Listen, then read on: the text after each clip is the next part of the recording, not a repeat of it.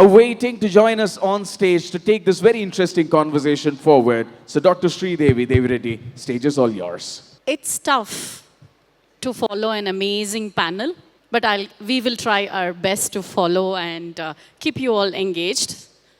At least we'll ensure that you don't sleep. There's a dynamic lineup of women leaders who have made their mark in this world. I would request all three of them, first being Ms. Kalpana Rao, President of COVI. She doesn't need much introduction, but still, she's the founder of Irshika Hughes, a company specializing in bespoke stained glass art and interior design. She has been empowering women artisans through training and empowerment. Welcome, Kalpana. Thank you for joining us today. Our next speaker is a trailblazer in healthcare administration. I would request Deepthi Gaddam of Ozone Hospitals to join us.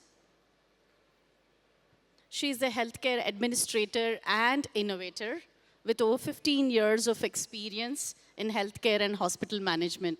Thank you for joining us, Deepthi. The last speaker doesn't need any introduction, but I will take the liberty of trying my best to introduce her. She is none other than Sita Palacholu, CEO of VHub. She is a founder, technologist, investment specialist, and a global advocate for women's empowerment and entrepreneurship. Welcome, Sita. Thank you for joining us. When you are surrounded by accomplished women like these, it's difficult to even remember your questions. Currently, I'm in that situation. I would request each of them to introduce themselves a bit. Tell us something about themselves which is not there on their LinkedIn profile, which is not there on their CV. The audience would love to know that, especially I can see a lot of students in this room, a lot of young entrepreneurs in this room. They'll feel motivated and they'll feel energized by it. I would request Kalpana to start. A very good afternoon to everyone, and thank you, Dr. Sridevi, for your warm welcome. I hope I'm audible to everyone. Yes? All right. Thank you so much. So it's an honor and a privilege to be here, and we decided before we all got onto the stage here that we're going to make this very energetic, and we really want all of you all before your lunch to expend some energy with us. So how I would introduce myself is, I see a lot of youngsters here, and what I'm going to tell you all is that I started my entrepreneurial journey when I was 19, okay? So, you know, and so there's so many stories, and a serious amount of entrepreneurship I've done in the last 25 years, and of which 22 years, since today's topic is about peer networks. I've been part of an organization called Confederation of Women Entrepreneurs, wherein we've been working on and off on a lot of projects, and today I'm here as taking care of Telangana chapter. So yes, like I told her, you'll have to stop us. So with that, I'll hand it over to my other guests here, and thank you so much. Hello, everyone. So thank you, Devireddy Garu, for the very kind introduction, and thank you, TiE, for having me on this panel today. It's a wonderful panel. I'm really looking forward to a lot of conversations. Something that I think that's not on my LinkedIn profile is I've been brought back to India. I've been pulled back to India, in fact. But I'm so happy today. It's all worth it. It's all making the journey so wonderful and so challenging as well at the same time, which I'm enjoying.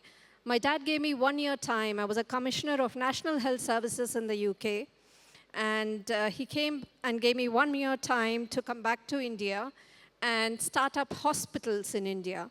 It was a shock to me, although it was my childhood dream to start and run hospitals. After doing my hospital management in the UK, this is what he gave me an ultimatum. So I had to come back and then just run and start the hospitals. But my main aim as a biomedical engineer was always to make healthcare accessible, affordable, and acceptable. So this is where I've decided we'll build a technology platform that can connect every part of the ecosystem, right from primary and preventive to palliative care. So that's where we started, and we are on. Thank you very much. Hi, good afternoon. Sridevi, like you said, we have the toughest spot between lunch and the audience paying attention to us. So hi, I'm Sita. I'm the CEO of WeHub. WeHub is India's first state government-led organization that's been established to support women entrepreneurs. That's what my LinkedIn profile says. What does one thing that my LinkedIn profile doesn't say? Since we are talking so much about entrepreneurship, one of the things that happens when you are an entrepreneur is stress becomes your best friend. So either it pulls you down or it pushes you up, right? So the one thing that doesn't say, is not said on my LinkedIn profile is that when I am extremely stressed, I build furniture. So I like carpentry a lot, right? So it's not said on my LinkedIn profile. Thanks. Well, now let's dive into peer networks. How important is peer networks to women entrepreneurs? I know this is a women entrepreneur topic, but I personally believe that peer networks are important to entrepreneurs. Whether it is men or women, we all need peer networks to grow. Peer network. I remember a great man said, it takes a whole village to raise a child. In the same way, it takes a lot of entities directly or indirectly to grow a startup from a startup stage to become a big unit, big business. So I would like to prick your brain on what are your thoughts on this, and if possible, an example where a peer network helped you in your career as well. We'll start with Kalpana again. So that question is actually quite close to my heart because, like I said a while ago, even though peer networks are a powerful place for professional connections, it's also a place where it's a go-to place for all sorts of, everything else. For instance, I would say, in my experience, so when I started my entrepreneurial journey 25 years ago, and I thought I knew everything, and I was very smart, and I had come up with a a business which was one of its kind, and so on and so forth. But then, of course, I was struggling a lot with marketing. I was struggling with so many things, and that's when I came across somebody dragged me and said, "Okay, come on, be part of this network." And that's when I joined Kobe. I also joined Elite. I joined a couple of others. And what I found is there are two things that happen in peer networks. One is it's the perfect go-to place when you want to know more about business, want to know more about if you have already started whatever problems you're having, that's the place that you go and get your solutions from all our wide networks and all that. The second more important is it's also a safe space. Now, I've been a woman, I've been in the women entrepreneurial ecosystem only, so I will talk only from that point of view. So it's also a place which is a safe space for us women, wherein you can really get together and talk about what are the real issues happening at work front, home front, and so many other, the things that you don't have anywhere else to go. These are the places that you can actually make friends for life, and that's what happened to me, and that's why I stuck to that network for 22 years, and here I am today with you all. So, more to come, yeah. I think I'll start with a very short story. There were two women who met at a networking event, and they kept on meeting each other, brainstorming, uplifting each other, a lot of talks going on. One had a very brilliant idea, and the second one had a lot of connects and networking. So until one fine day, they decided, after a lot of brainstorming, they decided to actually come together and form a partnership.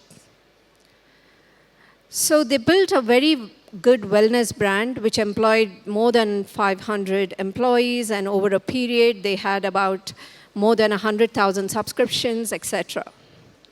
So when someone asks them, what is your secret to actually, get this across?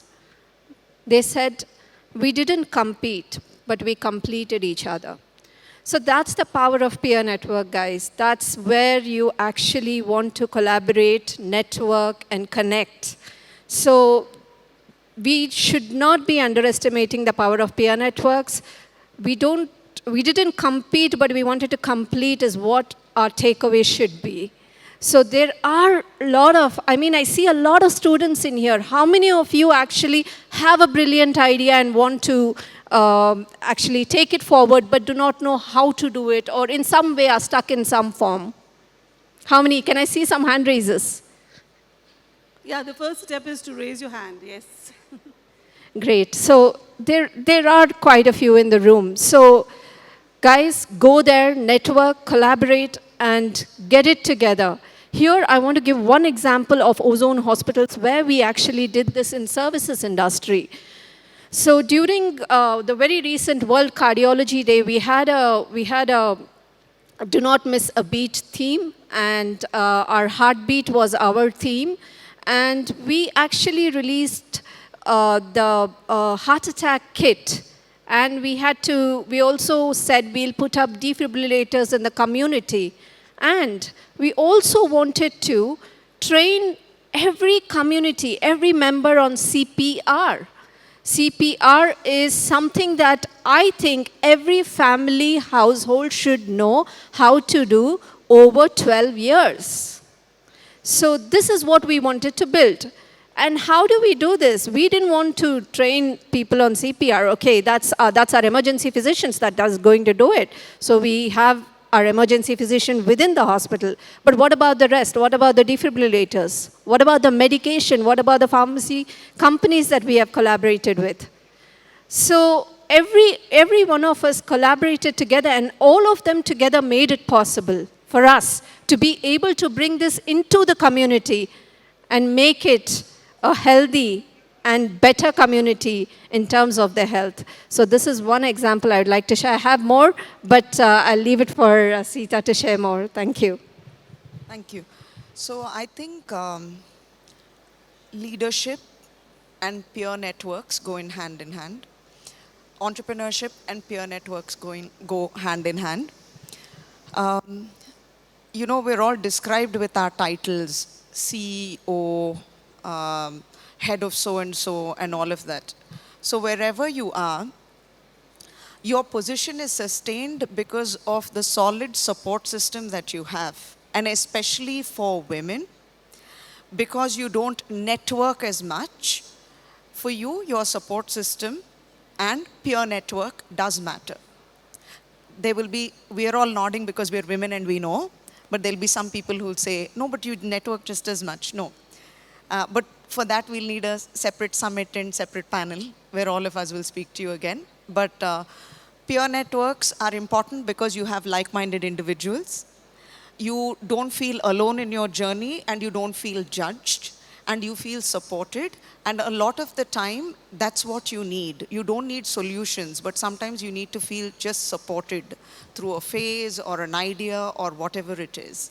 And your peer network, I'm talking about peers. Kavi is my peer, Miraj is my peer. My peer has disappeared. He was here a second ago. But we all work in tandem. In fact, if we don't, because also the Telangana innovation ecosystem is quite unique. If we start doing the same things, then we're sort of being redundant and we're not paying attention to what our mandate is. So we also support each other as peers, and that trickles down to people who work with us. And I've always felt most supported by my peers. They were my mentors, even people younger than me, people that I work with on a daily basis. That's all my peer network. So it's not because somebody is like a couple of years older than, only they have to mentor me. It's a lot of times I'm so inspired by so many young entrepreneurs that I meet.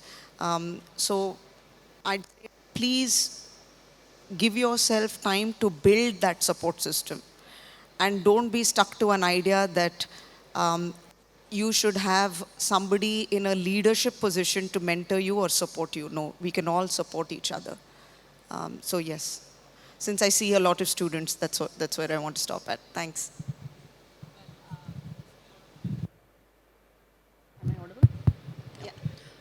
Can I know how many TiE charter member or associate members are there in this group, in this room, please? Can I have a show of hands, please? Well, quite a few. Yeah, I can see. Let me tell you something. This is my peer network. TiE has always been my peer network, and whatever I am today, for the last 10 years of my journey, I owe everything to my TiE peer network. Thank you so much, TiE. What I'm trying to tell is, and trust me, it's not somebody, it's a sisterhood, it's a brotherhood, it's a camaraderie. So you need to build those foundations early in life. I can see a lot of students, I can see a lot of startups. Startups sometimes think that if somebody is from electronic industry, let me have a peer network only from that industry. Let me mingle with only those people. No, a goodwill ambassador can be from any part of the world, from any sector. Identify good people who don't judge you. Identify good people who will empower you with a connection or something else, with knowledge, with connection to a funder or an investor. They come in different forms and shapes, trust me. Peer network is not just one single word.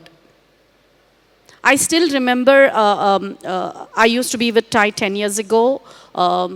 16, 17 years ago, I was in another organization. I still have 2-3 people in that organization who are still my peers, who are still my well-wishers. This is how you build your networks. Your success is a sum total of all the goodwill of your peers.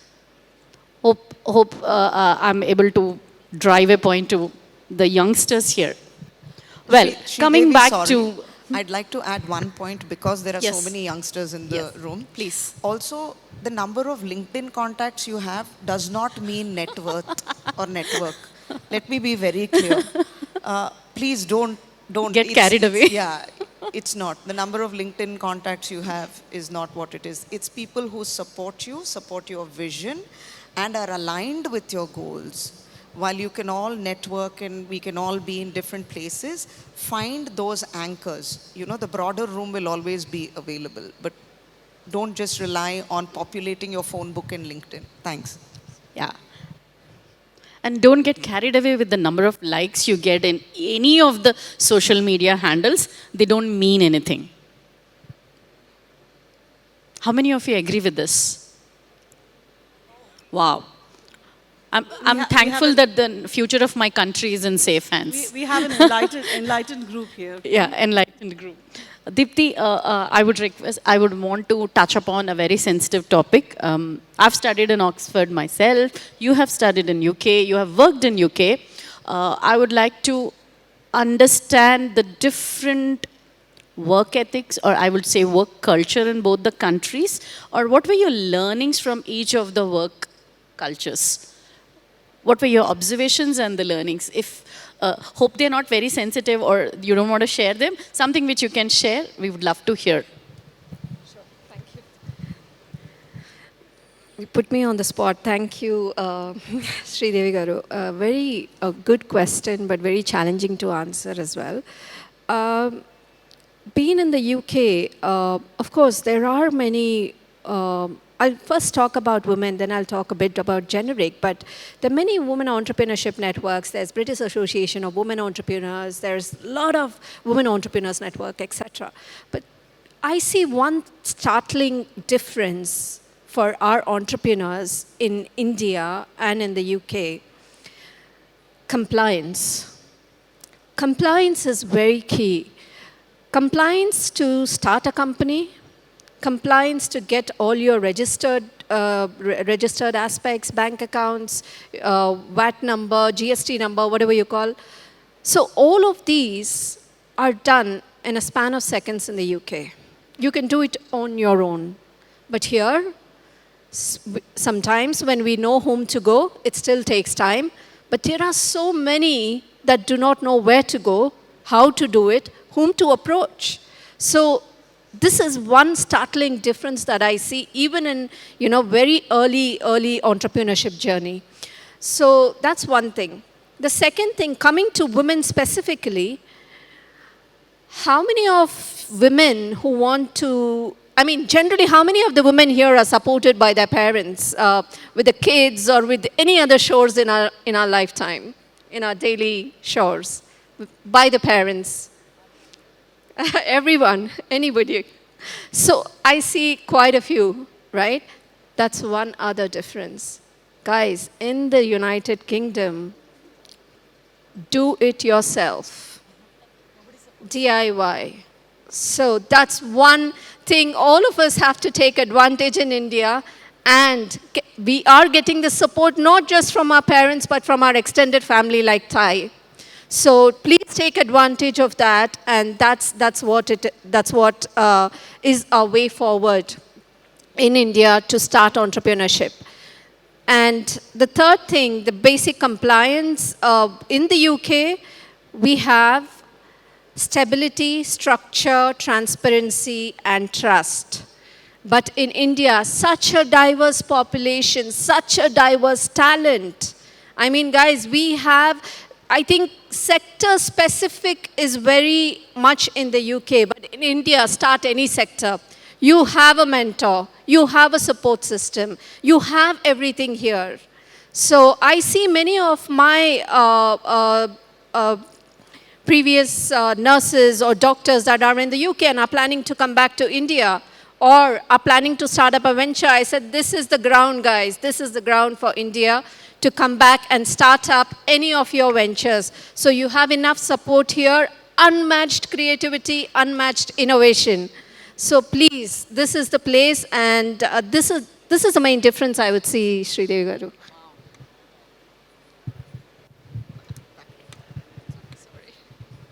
Well, Sita, now thank you, Deepti. That was eye-opening for me as well. Sita, I would like to ask a question. How is entrepreneurship and peer support, or you can say peer networks, different in rural areas versus urban areas in India? Because you are working quite a bit in rural areas as well. So I would like you to touch upon that. Thank you. With an example, if possible. Sure. So what happens is, WeHub is an institution that works with women founders. Our mandate is women, trans women, and women with disabilities. And how we do that is we have supported programs, whether you're at an idea validation stage to raising capital. We have structured programs through which we support you. That's for founders like you and I, who've had the privilege of an education and have access to support systems. Now, in the rural areas, along with another government department called Society for Elimination of Rural Poverty, we reach out to about 7.5 million women, that is 75 lakh women. They're organized into self-help groups. Now, alluding to the question that you asked me, Sridevi, self-help groups was built on the concept of peer mentoring. So the thing is, if you have a cluster together that's working with a common goal to build a product or a service, the likelihood of that cluster surviving together to make that the goods or services is larger than one single person getting access to help, right? So self-help groups are a huge success across India in general. Just to give you one example, we held an agri cohort, out of which we didn't know when we were doing the agri cohort, out of which 10 women who had come from about 3 different districts. This was a cohort of 250. And 10 10 people had come from one specific district, and we realized by the end of it, they were all wives of farmers who had died by suicide, right? So then they realized that this is a great opportunity. They were assigned a food processing unit. And the following week, in about a span of 3 days, we started getting, through the district administration, through the district collectors, requests from other people's families who've been affected by this tragedy or another. We were like, how did it travel so fast? Because usually we otherwise go to rural areas and do boot camps, and that's when we get these people, right? They formed a WhatsApp network to quickly tell people that this is happening. So if you've had any kind of, tragedy that you're dealing with and you've had some problem, please reach out to WeHub. And they're putting women in these clusters, and they're ensuring that you are assigned under a sector and you're given, something to work on. So without alluding into the technical details of it, imagine somebody with no education, just a smartphone, and understands that 200 kilometers away from their village, they can reach out to other people who probably need help. But that's an example of, peer network and peer support systems in the rural areas. Yeah. Thank you. Thank you, Deepti. That was really amazing. By the way, congratulations for the amazing work you're doing. Well, coming back to Kalpana, I would request you to share how does peer networks work in artisan groups which you work with. Is it there? If it's there, how is it? Does it? Sure, thank you. So, like how Sita just mentioned, that SHG groups are the ones which primarily work in that sector. And through the government, there is a lot of support in that area. And so each of these clusters, whether it is any kind of handloom or handicraft, so there's a lot of things happening, and now the GI tagging is also supporting them in a big way. And yes, where we come in, associations like ours, is that there will be some gaps, which again, we go there and we are trying to fill the gaps. But yes, GI tagging helps because recently, if you saw in Paris, there was these Kolhapuri chappals, which were taken by a foreign brand, I won't name the brand. And suddenly there was a lot of halla because everybody said, "Arey, ye to Kolhapuri chappal hai, ye to apne chappal hai." So then government quickly went in and drove into that area and said, we'll GI tag this. So GI tag basically means it's a geographical indication that this is where this was born, or this is where it started from, this particular product. It belongs to this particular region or this particular country. So I think those kind of efforts are being done on a war footing. Even now, as we speak, we are in talks with NABARD and others where we are trying to see what else we can do for these groups. But yes, there is a lot of work happening, and that is why, again, we come back to peer groups. How do you get to know about all these? How do you get to know about what is happening, and what kind of support you can give or you can get is always being part of some network groups. That's where the info flows in and it reaches you. You'll be part of a lot of WhatsApp groups, which is the simplest and the fastest way of operating. And that's making a whole lot of difference now. Thank you. Thank you, Kalpana. Before we close, one advice to women entrepreneurs or women wannabe entrepreneurs from each of you, if I can have. I was waiting for this. Me too. So, all the startups, all the students who are planning a startup, please, industry collaboration is quite critical. Why? Because I have met a lot of startup entrepreneurs and founders come to us, develop a product, and try to make it market fit. Guys, first check the market fit. Collaborate with industry. Collaborate with industry and identify the gap. Do a gap analysis. How big is the problem? Somebody was in the earlier panel were also talking about how big is the problem. Go for big problems. But whether it's big or small problem, identify that your problem will actually fill the gap. So industry collaboration is quite crucial. And I follow the MAPS rule. M for being mindset, A for being the approach, P for being the passion that you bring, and S for being the strength that you add. So strength is where peer collaboration comes. So collaborate the strengths, bring the product that is fit for the market, and scale from there. Thank you.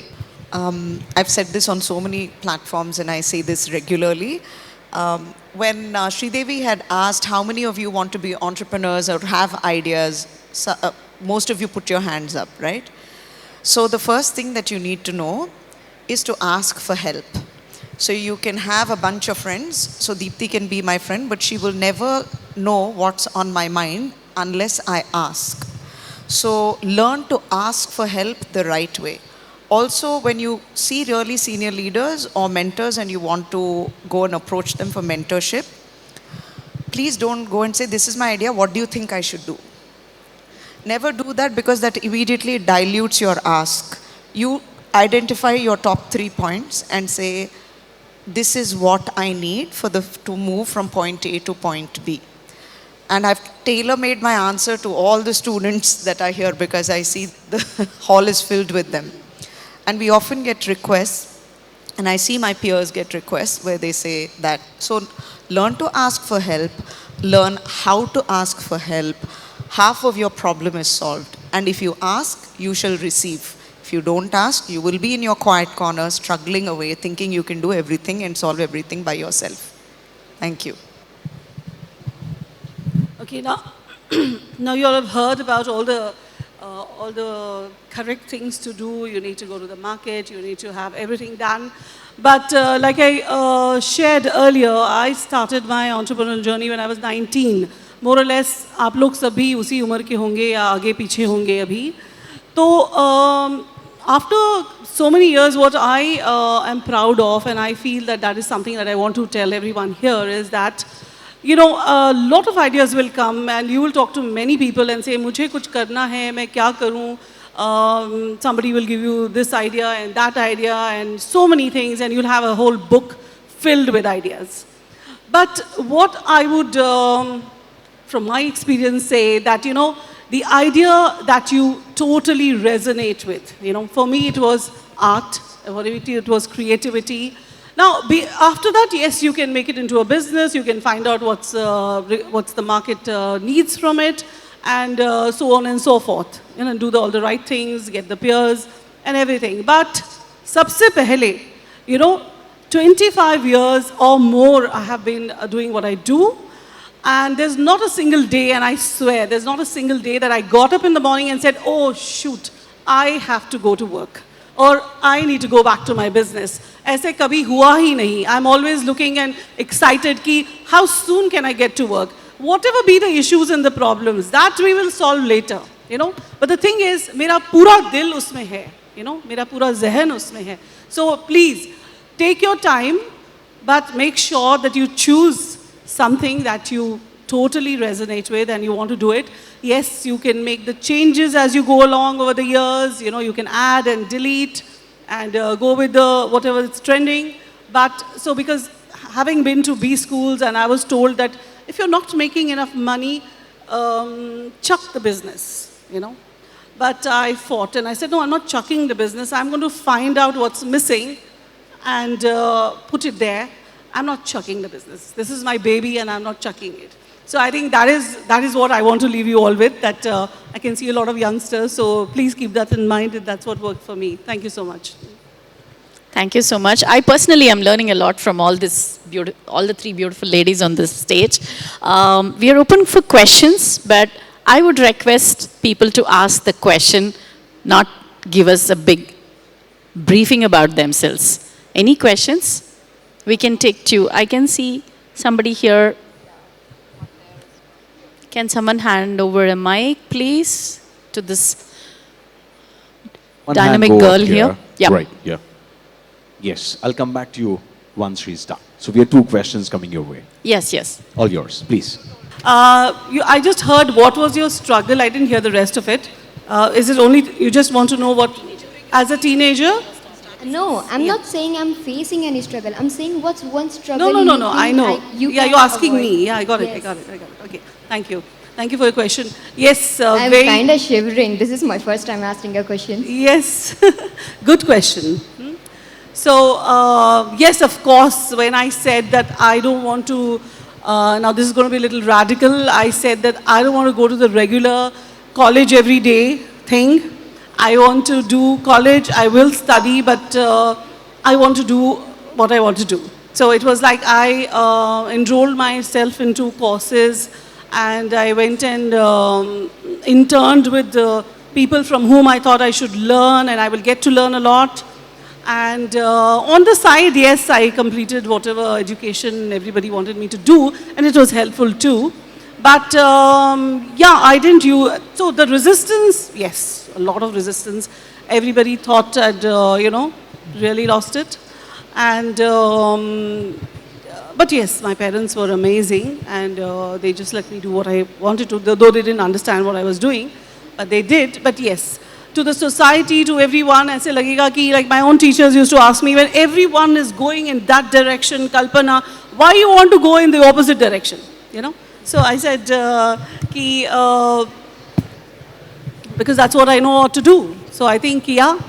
But like I said, if it really resonates with you and you're passionate about it, you'll find a way. Thank you, Kalpana. There's one more question. This will be the last. Please Sure. keep it brief. Right. A quick question, huh? Thank you for asking that question. I'll give you some dare answers today. I was a biomedical engineer, but didn't want to be a biomedical engineer. So I haven't done anything in engineering after doing biomedical engineering, right? I always had my instinct in, building something, or had my instinct into managing hospitals, running hospitals. So in my final year of biomedical engineering, I studied in B.V. Raju Institute of Technology. And in my final year, just last week, B.V. Raju Institute of Technology Chief Alumni Officer came and met me at Ozone, and he said, how did you even do this jump from biomedical to management? So in the final year, I had a subject called hospital management. To my luck came to me because I didn't know what to do after. So I studied hospital management really well. We had our internship at Medwin Hospitals then, I went completely into management. I skipped all my OT rounds. I skipped everything that dealt with engineering, and I only went and sat with administrators. So that's what I did. That's how passionate, I don't know, I think I was passionate since then because I wanted to sit with them and understand what is P&L, what is hospital, how do patients get satisfied, what are the indicators, what are the parameters. So these were all my very, very early instincts about getting into hospital management, and then you can never lose the thread. Biomedical engineering is there. So I started medical technology. I wanted to make, again, through medical technology, healthcare services acceptable, affordable, and accessible to people. So that's where I started building medical technology with our own biomedical engineers from B.V. Raju. So that's how they have been with me, working with me, and building amazing technologies like tele-ECG. Everything happens at the point of care today for the patients. I'll talk off stage more about it. Thank you for the question.